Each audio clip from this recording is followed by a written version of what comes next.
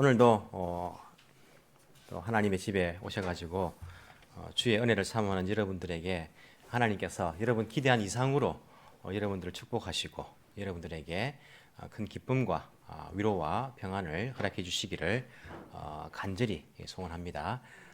오늘은 누가복음 우리 하게 되었습니다.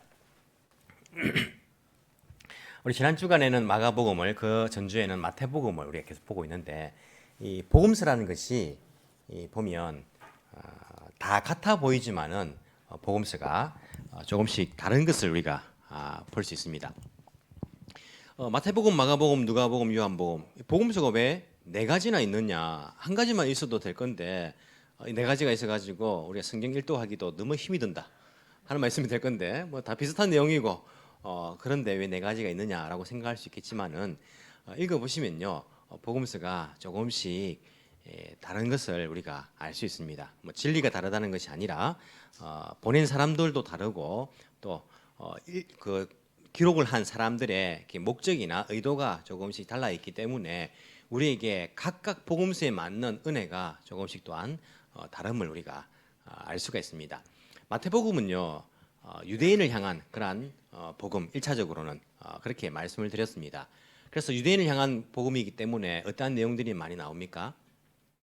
유대인들이 알 수 있는 구약의 인용을 많이 하고 있습니다. 그리고 예수님의 족보를 이렇게 또 기록을 하고 있는 거예요. 왜 그렇습니까? 유대 그리스도인들이요, 예수님은 어떤 분이냐면 구약에서 약속하신 그 메시아가 바로 예수님이다, 그것을 이야기하고 싶은 거예요. 영 엉뚱한 소리를 하고 있는 것이 아니라 우리가 그 약속대로 아브라함의 자손 다윗의 후손으로 오신 메시아, 구약에 약속하신 그 말씀대로 오신 바로 그 메시아가, 그리스도가 바로 예수라는 분이다라고 유대인 그리스도인들에게 그 이야기를 하고 있는 것입니다. 마가복음은 어떻습니까? 마가복음은요, 로마에 있는 그리스도인들에게 1차적인 그런 대상이 되는데, 핍박을 받고 있는 그들에게 예수님의 이런 그 고난에 대해서 많이 이야기합니다. 예수님 고난에 대해 이야기하면서 이 땅에 섬기러 오신 예수님, 종으로 오신 그 예수님, 이것이 바로 예수님의 길이었고 예수님을 따르는 제자의 길이다. 여러분들 고난을 받고 있어도 여러분들 인내하시면서 다른 사람을 섬기면서 그렇게 살아가야 합니다라고 그렇게 이야기하는 것이 마가복음이었습니다. 자, 누가복음도요 다릅니다. 누가복음 보시면 우리가 내용이 조금 다르다는 것을 알 수 있습니다. 예를 들어 가지고 여러분, 이게 교회에 오셨는데 앞쪽에 있는 분들은요 유대인들, 예수 믿는 사람들이에요. 이름 유대인들입니다.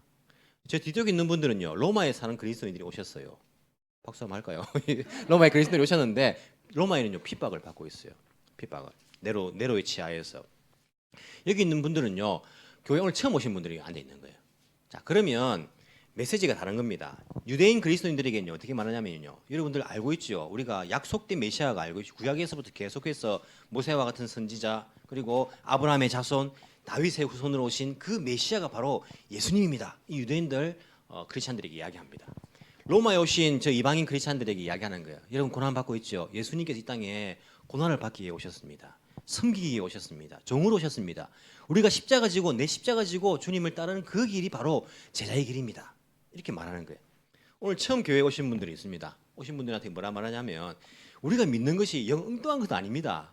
우리가 믿는 것이 말도 안 되는 이야기가 아니고, 우리가 믿는 것은 바로 누가 봐도 훌륭한 가르침이고 누가 봐도 믿을 수 있는 이야기들이고, 그리고 세상에 있는 저기 시장님도 이것을 믿는 사람들도 있고, 그리고 이게 역사적으로도 여러 가지 그런 사실들도 나오고 있는 거예요. 이렇게 독자들이 다 다르면서 다른 메시지가 전달되고 있는 것이 복음서입니다. 자, 누가복음의 독자가 누군지 아시겠죠? 누가복음은요, 마태와 마가가 좀 내부적인 그런 독자를 향했다면, 이 누가복음은요 약간 외부적으로 기독교가 이 시대에 뭐 해로운 그런 종교가 아니다, 단체가 아니다라는 것들을 변증하기 위한 그러한 성격이 조금 강하다라고 생각할 수 있습니다. 물론 데오빌로라는 사람의 이름이 나옵니다.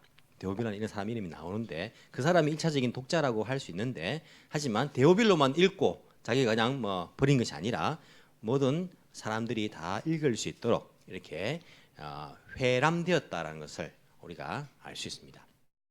자, 누가복음은요. 누가 기록하였을까요?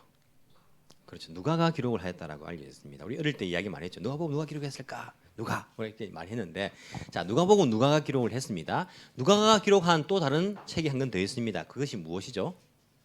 사도행전입니다. 누가복음과 사도행전은요. 누가가 기록하였습니다. 자, 일단 누가복음하고 사도행전은요. 저자가 똑같은 사람입니다. 그렇죠. 왜 똑같은 사람인가 알 수 있습니까? 누가복음, 사도행전이 똑같은 저자라고 여러분 방금 동의하셨죠? 왜 똑같은 사람이라고 생각합니까, 저자가? 자, 보시면 누가복음 1장 3절에 보면 데오빌라 각하여라고 나오고 사도행전 1장 1절에 보시면 데오빌로 각하여 제가 전에 쓴 글에는 하면서 누가복음 후속편이 사도행전인 것이 딱 보면 제일 처음 보면 나옵니다. 그런데 누가복음에 누가가 기록하였다는 것은요 한마디도 나오지 않습니다. 사도행전에도 누가가 기록했다는 것은요 한마디도 나오지 않습니다. 그런데 어떻게 우리가 누가가 기록한 것 아느냐? 어떻게 아냐면 사도행전을 보시면 여러분 주어를 잘 살펴보시면서 사도행전을 읽으시면 자, 바울은 어디에 갔다. 바울은 이렇게 했다 하면요. 바울이 간 겁니다. 그런데 우리가 이렇게 갔고 우리가 이렇게 결정했고 라고 말하는 주어가 있습니다. 거기에는 바울 혼자가 아니고 바울과 함께한 동역자가 같이 있었다는 것을 알 수 있습니다. 여러분 이것을 알고 사도행전을요. 주어를 보시면서 보십시오. 아 여기에는 이 저자가 사도행전의 저자가 같이 갔구나. 우리라는 그 주어에 여러분들이 알 수 있습니다. 자, 바울과 함께 동행했던 사람 가운데에 성경을 쓸 만한 사람이 누구냐면 누가입니다. 그래서 우리가 누가복음과 사도행전을 누가가 기록했다라고 이야기합니다. 누가는요 직업이 뭐였다고 여러분 알고 있습니까? 의사입니다. 어떻게 합니까 여러분? 누가가 의사인 것. 누가가 개업한 병원에 가봤습니까? 어떻게 하십니까? 성경에 나옵니다. 이 누가의 직업이 무엇인지 골로새서 4장 14절에 보시면요 이렇게 나옵니다. 그는 사도 바울의 동역자이며 의사였고 이렇게 사랑하는 의사인 누가와 데마도 여러분에게 원합니다. 사랑하는 의사인 누가와 이렇게 누가가 의사라는 그런 표현이 이렇게 성경에 나오고 있는 것을 볼 수 있습니다. 의사인 것만 아니라 우리가 역사가였다라고도 이야기합니다. 누가는 뿐만 아니라 이 누가는요 누가복음에 사용된 헬라어는 다른 마태 마가 복음에 사용된 헬라어보다 훨씬 더 고급되고 매끄러운 그러한 헬라어입니다. 그래서 표현력도 다른 사람들과는 달랐다라는 것을 우리가 알 수 있습니다. 그리고 의사는 원래 노예였다는 그런 이야기를 여러분 들어보신 적이 있을 겁니다. 학자 가운데 의사는 노예 출신이다라고 말하는데 그 당시에 노예라는 것은요 지금 우리가 생각하기에 노예는 다릅니다. 여러분 지금 우리가 역사 속에 있는 그런 환경을 생각할 때에 우리는 지금의 나의 환경과 상황을 이해하면서 역사를 이해할 때가 있어요. 오늘날처럼 우리가 그렇게 역사를 이해할 때가 있지 않습니까? 하지만 로마 시대에 노예라는 것은요 지금의 노예와는 다릅니다. 지금의 노예는 어떻습니까? 지금의 노예는 시킨 대로 막 하고 막 채찍으로 맞기도 하고 그러죠. 뭐 집에서 누가 노예입니까? 그죠? 우리 노예들이요 알지 않습니까? 오늘날 노예는 어떤 건지. 노예라는 것이 하지만 로마 시대는요 로마에 의해서 지배받은 모든 사람들은 일단 노예가 됐지 않습니까? 그렇기 때문에 거의 절반 이상이 노예였습니다. 신분이 노예입니다. 노예를 해가지고 뭐 얻어맞고 뭐 억지로 일하고 물론 그런 사람도 있었는데 노예 가운데는요 아주 그 에라이한 사람들도 많이 있었습니다. 그래서 의사도 있었고 교사도 있었고 심지어는 왕의 자문역을 맡는 노예도 있었습니다. 왕에게 자문해주고 왕과 함께 정원을 거닐면서 왕에게 조언도 해주는 그런 노예들도 있어요. 신분이 노예인 거예요. 그러면서 자유인이 되기도 했습니다.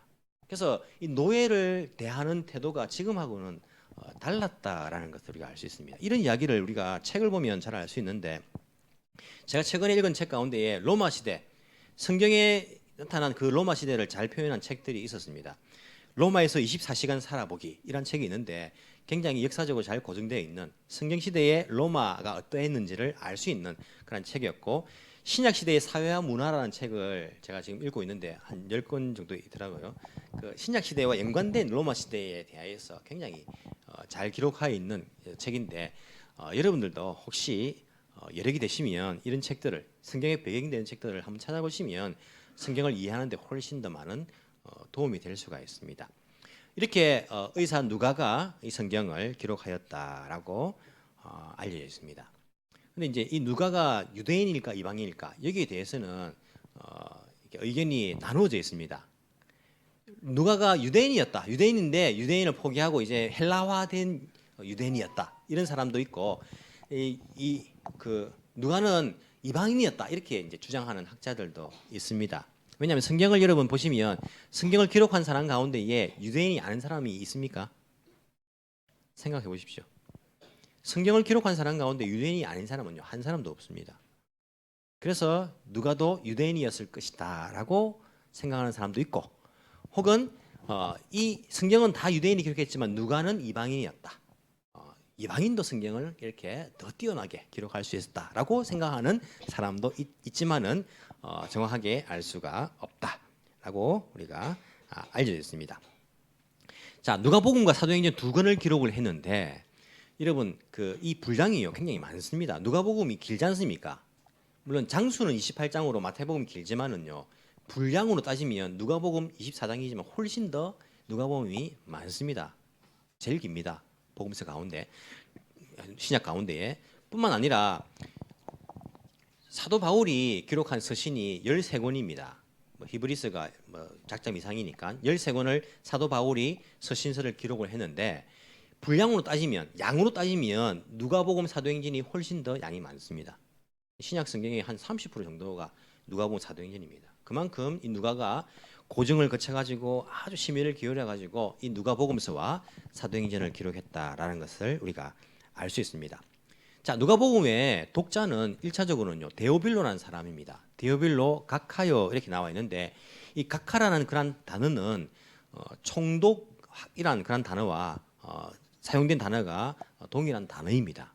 그래서 데오빌로는 한 지역의 로마 총독이었다라고 우리가 생각하시면 됩니다. 근데 이 이름이 역사적으로 찾아보면요 이름이 나오지 않습니다. 그래서 데오빌로라는 이름이 실제 본명인지 아니면 가명인지 그것을 알 수가 없다. 누군지는 정확하게 알 수가 없다라고 그렇게 알려져 있지만은 데오빌로라는 사람이 1차적인 독자로서 이름이 올라가 있는 것을 우리가 볼 수 있습니다. 그래서 데오빌로라는 사람이 크리스찬이었다라고 생각하는 사람도 있어요. 크리스찬으로서 데오빌로에게 보다 더 확실한 믿음의 그러한 신앙을 위해서 이렇게 누가복음과 사도행전을 기록해서 보냈다. 이런 의견이 있고, 총독이니까 어떻습니까? 그 당시에 크리스찬들이 관심의 대상이 된 거예요. 총독이니까 잘 다스려야 되잖아요. 그래서 크리스찬, 기독교에 대해서 관심을 가진 총독이었다. 그래서 누가가 이렇게 기독교가 이런 것입니다라고 보낸 것이다. 이런 의견들도 있습니다.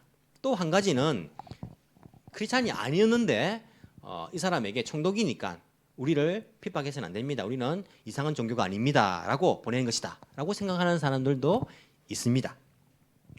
그래서 우리는 이제 누가복음 보시면 당신이 지금 믿고 있는 것을 더 확실하게 하기 위해서라는 그런 단어를 통해 가지고 아마 크리스찬의 초보에 있는 사람이었을 것이다라고 생각하는 그런 의견이 훨씬 더 지지를 받고 있다는 것을 우리가 알 수 있습니다.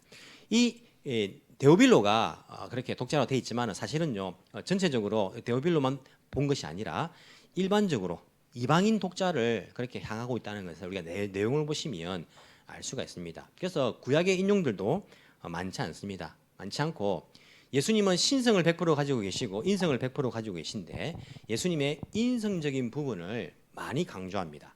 그래서 누가 봐도 예수님은요 이 인간 존재 가운데에 완벽하시고 뛰어나신 분이다라는 그런 내용들을요 누가복음이 많이 담고 있어요. 그럼 만약에 안 믿는 이방인들에게, 안 믿는 사람들에게 예수님에 관하여 이야기할 때에 우리는 신성적인 부분보다는 처음에 인성적인 부분을 더 많이 이야기할 수 있지 않습니까? 그리고 기적 부분보다는 예수님의 가르침을 훨씬 더 이야기할 수 있지 않습니까?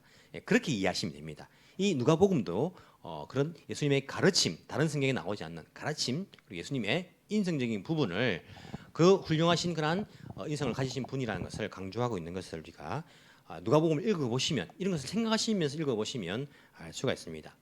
뿐만 아니라 표현들도 조금 다릅니다. 예수님을 마태복음에서는요 랍비라고 하거든요. 랍비가 무엇입니까? 선생님이라는 뜻인데 지금 말하는 선생님이 아니고 그 유대의 율법 학자 뭐 그런 선생님, 스승 뭐 이런 게 랍비지 않습니까? 랍비인데 누가복음은 랍비라는 단어 대신에 선생이라는 단어를 씁니다. 왜냐하면 랍비는 이방인들이 알지 못하는 단어이기 때문에 선생이라는 단어를 쓰고 있습니다. 뿐만 아니라 누가복음에 족보도 나오면 족보. 3장 마지막에 보면 족보가 나오는데 마태복음에는요 아브라함, 다윗의 족보가 나옵니다.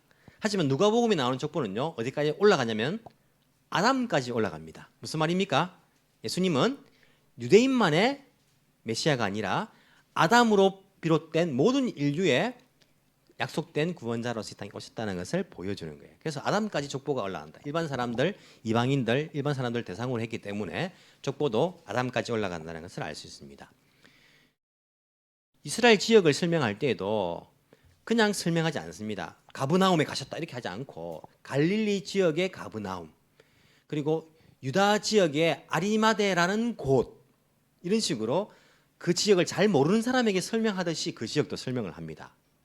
만약에 한국 사람들에게 내가 어제 대구 갔다 왔다 이렇게 말하면요 우리는 내가 경상북도 안에 있는 제일 큰 도시 대구 갔다 왔다 이렇게 말하지 않지 않습니까? 그렇게 말합니까 한국 사람들한테? 그냥 대구 갔다 왔다 이렇게 이야기하잖아요. 다 아니까. 근데 대구를 모르는 일본 사람들한테 설명할 때 어떻게 해야 됩니까? 남쪽에 경상북도라는 곳이 있는데 그곳에 제일 큰 대구라는 곳 이렇게 설명하지 않습니까? 그런 식으로 누가복음에 보시면 지명이 설명되어 있습니다. 즉 누가복음을 읽는 사람은 이방인 독자를 생각해서 그렇게 기록했다라는 것을 우리가 알 수 있다는 거죠. 내용적으로 살펴보면 제가 이제 내용적으로 여러 개 살펴보니까 네 부분으로 나누는 것이 제일 일반적입니다. 일반적인데 이런 네 가지로 나누면 또 여러분들 머리에 무리가 가니까 제가 두 부분으로 이렇게 나누는 것을 좋아하는데 두 부분으로 이러면 나누시면 됩니다. 그 중심이 되는 것이 뭐냐면 베드로의 신앙 고백 9장 18절에 나오는 베드로의 신앙 고백이 딱 나옵니다. 베드로가 어떻게 신앙 고백합니까? 주는 그리스도시요 살아계신 하나님의 아들이십니다. 이게 베드로의 고백입니다. 베드로의 고백인데 이 고백을 중심으로 그 뒤는요 예수님께서 고난 받으시고 죽어야 될 일을 본격적으로 말씀하시면서 이제 예루살렘을 향해 가십니다. 그 뒤는 예루살렘으로 향해 가시는 예수님. 베드로의 고백 중심으로 그 앞은 갈릴리에서 사역하시는 예수님. 물론 탄생 이야기들도 다 나옵니다. 그렇게 딱 나누시면 됩니다. 베드로의 고백 앞에는요 갈릴리에서의 예수님의 사역, 기적을 중심으로 그 뒤에는 고난을 향해 가시는 예루살렘을 향해 가시는 예수님의 행적과 가르침, 그렇게 나눌 수 있습니다. 우리들도요 우리 신앙이 언제 전환점이 오냐면 예수님이 나의 구세주구나, 예수님이 하나님의 아들로서 이 땅에 오신 나의 죄를 대신해서 십자가에 죽으셨구나, 그것이 나의 심장에 강하게 부딪힐 때에 그 고백이 다른 사람이 가르쳐준 고백이 아니라 나의 신앙 고백으로 고백되어질 때에 우리 인생은요 전환점이 되는 것입니다. 제가 경험한 것을 말씀드리는 것입니다. 저는 그 고백이 되어질 때에 내 고백으로 진심으로 되어질 때에 나의 인생은요 방향이 바뀌고 목적이 바뀌고 나의 모든 가치관은 다 바뀌었습니다. 내 인생은요. 저뿐만 아니라 예수님을 만난 사람 모든 사람이 그렇습니다. 어릴 때부터 소학교 1학년 때부터 교회를 다니긴 다녔지만은 그 고백이 나의 고백으로 되어질 때에 우리 인생은요 전환점을 맞이하는 것입니다. 여러분들도 마찬가지입니다. 교회에 10년 다녔다, 20년 다녔다, 교회 다닌 지 몇 달 안 되었다, 상관없습니다. 언제 여러분들이 인생의 전환점을 경험하냐면 예수님이 나의 죄를 위해서 나의 구원자로서 십자가에 돌아가셨다. 그분이 그 사랑으로서 그분이 하나님의 아들로서 이 땅에 오셨다. 이것이 나의 진심의 고백으로 고백되어질 때에 나의 고백으로 튀어나올 때에 터져나올 때에 그때에 우리 인생은요 전환점을 맞이하는 것입니다. 베드로의 고백을 중심으로 예수님의 사역을 두 가지로 이렇게 누가복음을 나눌 수가 있다는 것을 우리가 알 수 있습니다. 자, 그렇다면 누가복음을 기록한 목적은 무엇일까요? 여러분 글을 적을 때에 분명한 목적이 있는 것입니다. 지난주에 중국에 가 있는 큰딸한테 온유한테 연락이 왔어요. 메시지가 탁 오면서 이모티콘이 하나 왔어요. 이모티콘이 뭐가 왔을까요? 돈 따발이 이모티콘이 다 왔어요. 무슨 의미일까요? 돈을 보내준다는 말일까요? 중국에서 내가 아빠 돈을 벌었어, 돈을 보내줄게, 이 말일까요? 무슨 말일까요? 돈을 보내란 말이에요. 돈을 보내란 말이에요. 목적이 있는 메시지에는요 목적이 있습니다. 목적 없이 메시지를 보내진 않는 거예요. 분명 목적이 있는 거예요. 누가가 누가복음을 기록할 때는요 목적이 있는 거예요. 기록 목적이 있는 거예요. 심심하니까 쓰지 않았습니다. 목적이 있습니다. 자, 누가복음의 기록 목적이 무엇일까요? 목적을 제가 세 가지로 생각을 해봤습니다.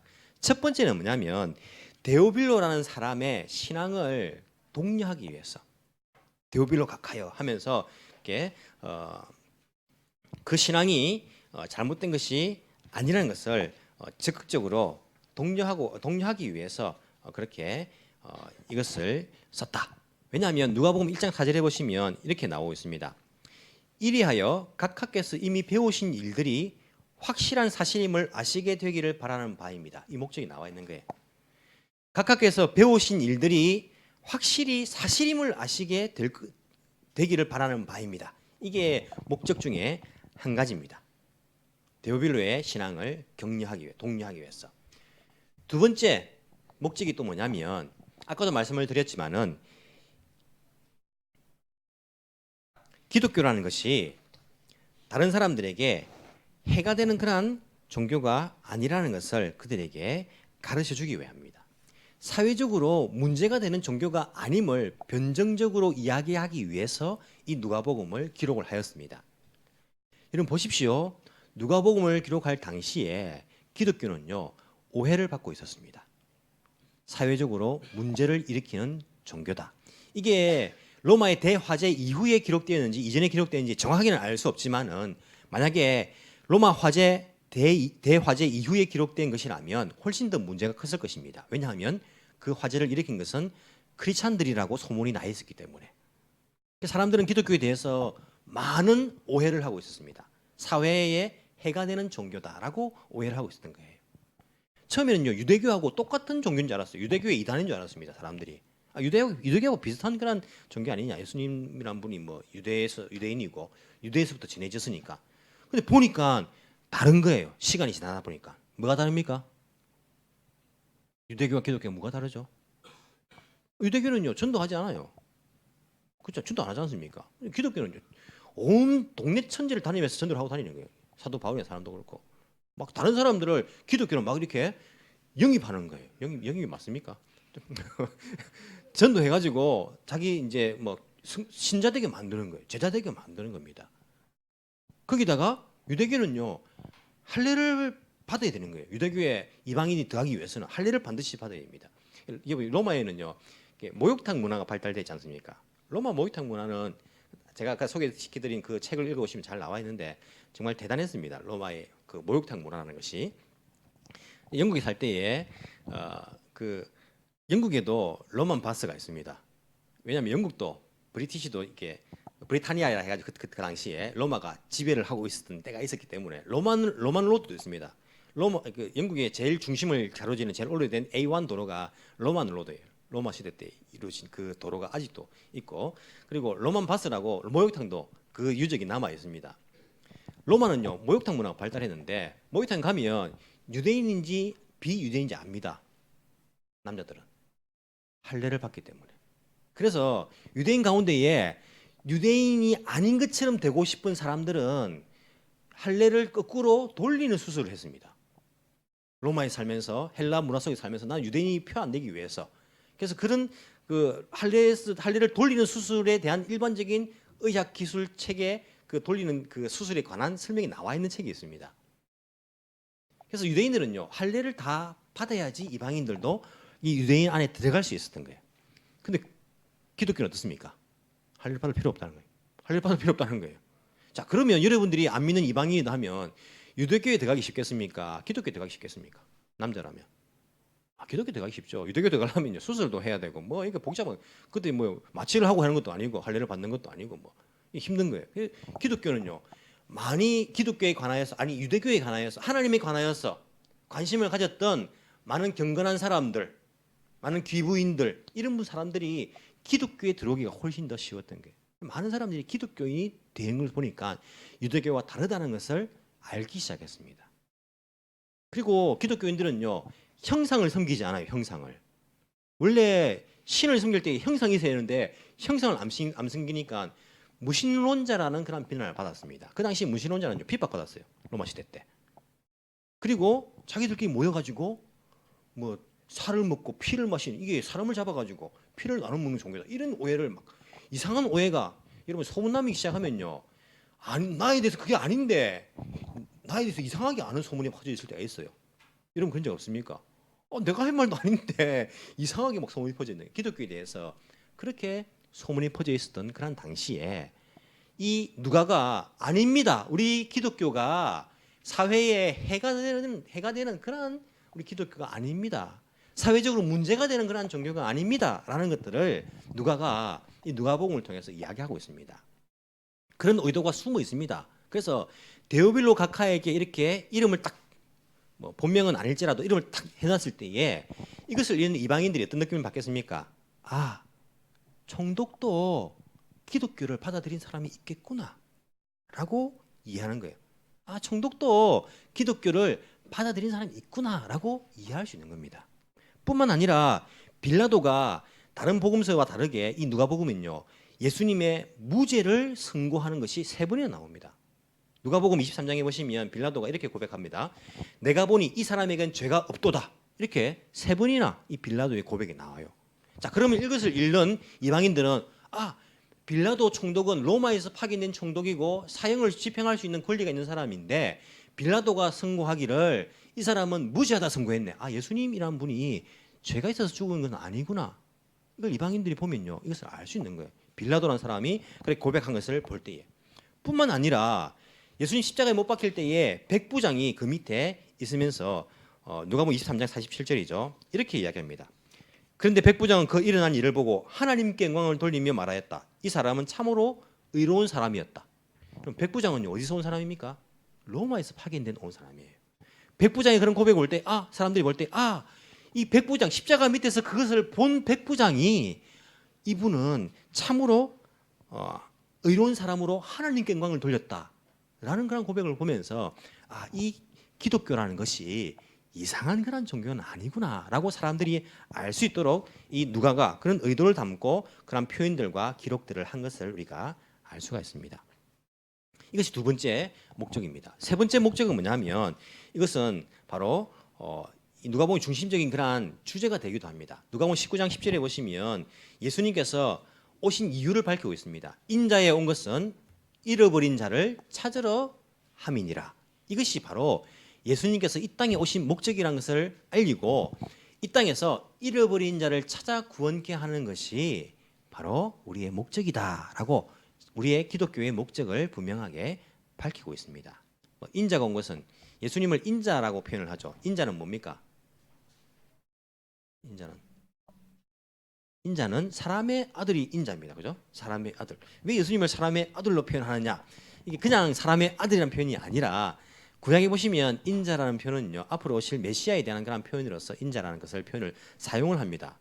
뿐만 아니라 예수님은 신성을 100% 가졌지만은 또 인간의 죄를 위해서 이 땅에 사람의 아들로서 인자로서 오셨다는 것들을 우리에게 잘 밝혀주기 때문에 인자라는 표현은요, 메시아라는 그런 표현으로 생각하시면 됩니다. 인자가 온 것은 잃어버린 자를 찾아 구원하러 함이니라. 우리 기독교의 목적에 대해서 정확하게 설명을 하고 있습니다. 그러면서 예수님의 행적 가운데에 잃어버린 자를 찾는 그 행적을요, 아주 자세하게 그리고 많이 기록을 하고 있습니다. 예수님이 부유한 사람들, 기득권층에 있는 사람들, 그 사람들을 좋아하고 그 사람들을 위해서 오신 것이 아니라 사회에서 소외받고 있는 사람들, 그리고 가난한 사람들, 그리고 아파하는 사람들, 그리고 왕따 당하는 사람들, 이런 사람들을 위해서 예수님께서 오셔가지고 그들을 사랑하시고 그들을 찾아서 구원하기 위하여서 이 땅에 오셨다라는 것을 분명히 밝히고 있는 거예요. 사회적으로 기독교가 이런 역할을 한다면요, 사람들은요, 호의를 가질 것입니다. 호감을 가질 것입니다. 기독교는 권력자에게 붙어가지고 아양을 떨고 아부하는 그런 종교가 아니구나. 사회에서 소외받은 사람들, 힘들어하는 사람들, 가난한 사람들을 도와주고 그 사람들에게 참 생명의 구원을 던져주는 그러한 종교이구나. 사람들에게 그것을 분명하게 가르쳐주고 있는 것을 우리가 알 수 있습니다. 그래서 누가 보면요, 여인들의 이름이 나옵니다. 여인들이 예수님을 따라다니면서 자기의 재물로 예수님을 섬겼다, 이런 표현들이 나옵니다. 여인들은 그 당시에 소외되는 그런 사람들이었어요. 오병이의 기적에 숫자에도 들어가지 못한 사람들이었습니다. 그리고 어린 아이들 이야기들이 나옵니다. 예수님께서 어린 아이들을 사랑하셨다는 이야기들이 나오는 거예요. 산상수훈의 말씀이 누가복음에도 6장에 보시면 나오는데 이렇게 나옵니다. 너희 가난한 사람들은 복이 있다. 하나님 나라가 너희 것이다. 너희 지금 굶주린 사람들은 복이 있다. 사람들이 너희를 미워하고 너희를 배척하고 욕하고 너희의 이름을 악하다고 내칠 때에는 너희에게 복이 있다. 하늘상이 크다. 이렇게 배고프고 그리고 가난하고 목마른 사람들 이런 사람들에게 복이 있다라고 축복하는 내용들이 담겨져 있습니다. 뿐만 아니라 자기만을 위해 사는 부자들에 대해서는요 심판의 메시지가 기록되어 있습니다. 여러분 알지 않습니까? 많이 거둬들이고 쌓을 데가 없어가지고 새로운 창고를 지어가지고 먹을 것을 가득 쌓아놓은 부자의 이야기가 나오지 않습니까? 그 부자가 어떻게 고백합니까? 자기 영혼에게 말합니다. 자기 영혼에게 말하니까 뭐 이렇게 영적으로 또 뭐 아는 사람은 아는 사람이죠. 영혼아, 자기하고 대화하는 겁니다. 열해 동안 쓸만한 물건을 쌓아두었으니 너는 마음 놓고 먹고 마시고 즐겨라. 자기한테 말하는 겁니다. 그럼 하나님께서 말씀하셨다. 어리석은 사람아, 오늘 밤에 내 영혼을 내게서 도로 찾을 것이다. 그러면 내가 장만한 것이 누구의 것이 되겠느냐? 자기를 위해서 재물을 쌓아두면서도 하나님께 대하여 부여하지 못한 사람은 이와 같다 하면서 자기만을 위해서 배불리 먹고 사는 부자들을 향해서 질타하시는 말씀을 누가복음에 기록하고 있습니다. 한 종이 두 주인을 섬기지 못한다. 한쪽을 미워하고 다른 쪽을 사랑하거나 한쪽을 떠받들고 다른 쪽을 업신여길 것이다. 너희는 하나님과 재물을 함께 섬길 수 없다 말씀하십니다. 또한 뿐만 아니라 부자와 나사로의 이야기를 누가복음에 기록하고 있습니다. 부자는 지옥 가고 나사로는 거지지만은 천국 가는 이야기를 이 누가복음에서 하고 있는 것을 볼 수 있습니다. 뿐만 아니라 사회적으로 왕따 당하던 그 뭡니까 세리들 이야기가 나옵니다. 세리 중에서도 제일 왕따 당하던 세리장 삭개오 이야기가 나오는 거예요. 사람들은요 삭개오 상대도 하지 않았습니다. 쳐다보지도 않았습니다. 그런 사람들을 예수님께서 다가가셔가지고 오늘 구원이 이 집에 이르렀다 하시면서 하신 말씀이 인자는 이런 것을 찾아 구원하러 왔다. 그 말씀을 우리가 해주신 것을 볼 수 있습니다. 예수님께 향유를 부으면서 발을 씻으러 온 여인이 있었습니다. 그 여인은 죄인이었다 표현합니다. 죄인이었다. 옆에 있는 사람들이 비웃습니다. 저 여자 죄인인데 더러운 여자인데 저거 알지도 못하는가 보다. 예수님께서 그 사람들의 친구가 되어주신 것을 우리가 볼 수 있습니다. 사마리아 사람들 개 취급당했습니다. 개처럼 취급당했습니다. 하지만 사마리아 사람들에 대해서 자 누가 선한 사마리아인 비유 왜 하필이면 선한 사람을 사마리아인으로 그렇게 띄웠겠습니까? 소외당하는 사람들 예수님께서 이 사람들이 바로 진정한 이웃이다라고 말씀하시는 거예요. 나병 환자들 나옵니다. 그들에게 누가 다가갑니까? 나병 환자들 예수님께서 다가가시고 그들을 고쳐주시는 이야기들 뿐만 아니라 탕자의 비유가 나옵니다. 잃어버린 아들의 비유. 잃어버린 아들만 나옵니까? 100마리 가운데에 한 마리 잃어버린 양 비유 그리고 잃어버린 동전 비유 이런 이야기가 누가복음에서 계속해서 잃어버린 자를 찾아서 헤매는 그 목자의 마음들 이 마음들을 이 누가복음에서 반복적으로 이야기하고 있는 것을 우리가 볼 수 있습니다. 왜냐하면 예수님께서 이 땅에 오신 것은 잃어버린 자를 찾아 구원하기 위해서 소외된 자들, 가난한 자들, 못 먹는 자들 그 사람들에게 사랑을 베풀기 위해서 오셨다는 이야기를 하시기 위해서 오늘 본문에 보시면 예수님께서 구약의 말씀을 하시면서 이렇게 이야기하십니다. 주의 성령이 내게 임하셨으니 이는 가난한 자에게 복음을 전하게 하시고 내게 기름을 부으시고 나를 보내사 포로된 자에게 자유를 눈먼 자에게 다시 보게 함을 전파하며 눌린 자를 자유케 하고 주의 은혜의 해를 전파하게 하려 하심이라 하였더라. 이것이 바로 이것을 위해서 예수님께서 오셨다라고 우리에게 말씀하고 있습니다. 제가 좋아하진 않지만은 올바른 말을 또 이렇게 한 적이 있기 때문에 또 이렇게 인용을 해보면 프란체스코 교황이라는 분이 2014년 8월에 한국을 방문을 하면서 이런 이야기를 했다라고 합니다. 찾아보니까 나오더라고요. 번영의 시대에 떠오르는 한 가지 위험에는 유혹이 있습니다. 지금 번영의 시대죠. 유혹이 있다는 겁니다. 그리스도교 공동체가 기독교 공동체가 그저 사교 모임에 그치고 마는 위험입니다. 그런 교회는 가난한 이를 위한 가난한 교회가 아닙니다. 악마로 하여금 여러분이 부자를 위한 부유한 교회, 잘 나가는 이들의 교회가 되게 만들도록 허용해서는 절대 안 됩니다. 이런 이야기를 하였다라고 합니다. 누가복음에 나오는 예수님의 마음과 같은 마음이라고 저는 생각을 합니다.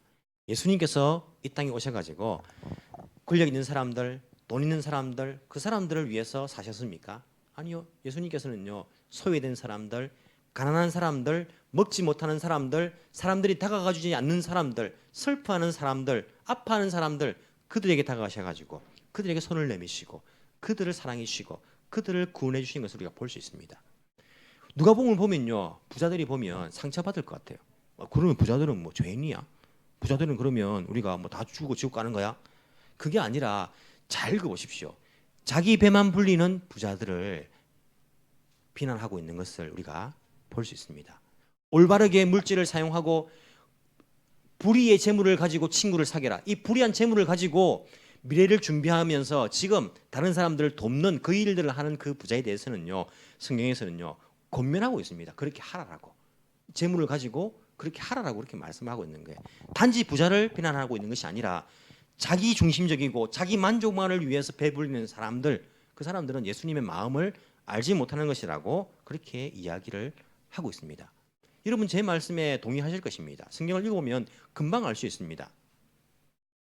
오늘날 이 메시지가 나에게 주는 의미를 한번 생각해 보십시오. 오늘날 교회가 어떻습니까? 오늘날 교회가 약한 사람들의 친구입니까? 오늘날 교회가 소외받고 있는 사람들에게 그들에게 다가가고 있습니까? 오늘날 교회가 이 땅에 어두워져가는 이 세상 가운데에 빛의 역할을 감당하고 있습니까? 오늘날 교회가 썩어져가는 이 세상 가운데에 소금의 역할을 감당하고 있습니까? 이거 어떻게 생각하십니까? 아직까지도 교회가 빛과 소금의 역할을 감당하는 부분이 많이 있습니다. 한국에서는요 50% 이상의 복지재단, 다른 사람을 도와주는 재단이 기독교 단체와 연관되어 있습니다.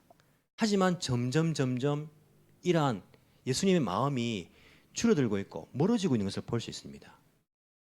교회는요 예수님처럼 소외된 사람들, 가난한 사람들, 아파하는 사람들, 외로운 사람들에게 다가가서 그들을 찾아서 그들을 예수님을 통하여서 구원할 수 있는 그런 것이 바로 예수님께서 우리에게 맡겨주신 일이라는 것을 우리는 잘 알아야 합니다.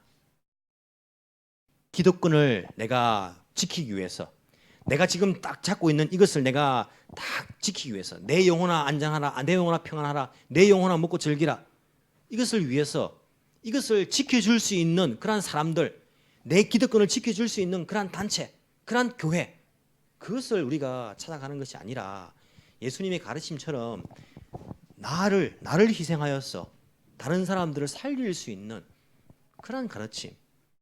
예수님이 이 못난 우리 죄인들을 위해서 하나님이신 그분이 이 땅에 오셔가지고 자기가 죽지 않으면 우리를 구원할 수 없기 때문에 십자가의 죽음으로써 우리를 구원하신 것처럼 우리들도 내가 썩어지는 하나님의 미랄이 되는 것, 이것이 바로 예수님께서 의도하신 일이고 예수님께서 오늘날 교회에게 맡겨주신 일이라는 것을 우리가 분명히 깨달아야 할 것입니다. 왜 교회 안에서 왕따가 발생합니까? 왜 교회 안에서 시기와 질투가 발생하고 있습니까? 왜 교회 안에서 굶어 죽어가는 사람들이 생겨나고 있습니까? 왜 교회 안에서 마음의 상처가 더 심해지고 있는 것입니까? 예수님의 가르침을 다시 한번 우리가 깨달으면서 내가 썩어지고 내가 죽어지고 내가 희생되어서 저 사람이 살 수가 있다면 기꺼이 주님 제가 그 길을 가겠습니다.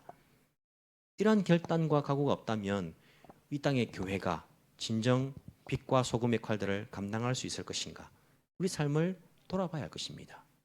오늘날 교회가 이 세상에 해가 되고 있는가? 문제가 되고 있는가? 아니면 이 세상을 밝히는 예수 그리스도의 빛이 되고 있는가?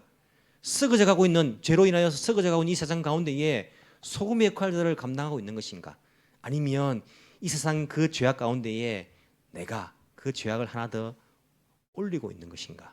우리 삶을 돌아보면서 누가를 통하여서 우리에게 주신 그 메시지, 이 땅에 잃어버린 자를 찾아서 구원하러 오신 그 예수님, 그 예수님을 기억하면서 크리스마스 성탄의 계절에 이 기쁨을 나만 즐기고 나만 만족하는 그러한 계절이 아니라 다른 사람에게 손 내밀어주고 위로의 말을 건네주며 먹지 못하는 사람들에게 나의 것을 희생하여서 그들에게 도움이 되는 것을 전달해 줄 수 있는 예수님의 따뜻한 사랑이 가득한 이 12월이 되기를 간절히 소망해 봅니다. 기도드리겠습니다. 사랑이 많으신 하나님 아버지 감사합니다. 잃어버린 자를 찾아 오신 예수님, 나도 한때는 잃어버린 자가 되었지만은 예수님께서 찾아주시고 나를 예수님을 믿게 믿음을 주신 것 너무나 감사를 드립니다. 나만 구원받았으니까 되었다. 나는 천국 갈 수 있으니까 나는 만족이다. 안심이다. 그렇게 하고 끝나는 우리의 신앙이 되지 않도록 주여 도와주옵소서. 세상은 모두가 자기 중심적으로 살아갑니다. 자기 만족을 위해 살아갑니다. 자기 안정을 최고로 생각하면서 이 세상은 돌아갑니다.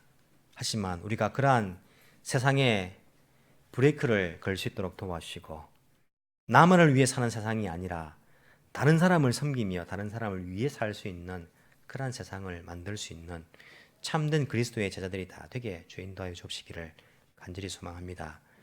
이 땅의 교회가 세상의 어두움에 또 하나의 어두움을 더하는 그러한 단체가 아니라 썩어져가는 세상 가운데에 또 하나 썩어져가는 것을 더하는 그러한 공동체가 아니라 어두워져가는 세상 가운데에 한 줄기 예수 그리스도의 빛을 발할 수 있도록 도와주시고 썩어져가는 세상 가운데에 주님 소금의 역할들을 감당할 수 있는 진정한 잃어버린 자를 찾는 아름다운 공동체가 될 수 있도록 주께서 은혜 베풀어 주옵시기를 간절히 소망합니다. 나의 삶을 돌아봅니다. 나는 나만을 위해서 살아오지 않았습니까? 주님 앞에 설 때에 너는 너만 위해서 살지 않느냐라고 책망받는 불충한 그러한 일꾼들이 되지 않도록 도와주시고 내가 이웃을 위해 살며 다른 사람을 위해 살며 형제 자매들을 위해서 희생하며 또한 헌신할 때에 주님 앞에 서는 날 너는 너를 위해 살지 않았고 너는 나를 위해 살았다라고 칭찬 들을 수 있는 주님의 일꾼들 다 되게 주여 인도하여 주옵시기를 간절히 소망합니다. 이 한 주간의 삶도 사랑을 전하며 우리가 다른 사람을 도우며 예수님의 향기로서 살아갈 수 있는 저희들 되게 주여 인도하여 주옵소서. 감사드리며 살아계신 예수님 이름으로 기도합나이다. 아멘.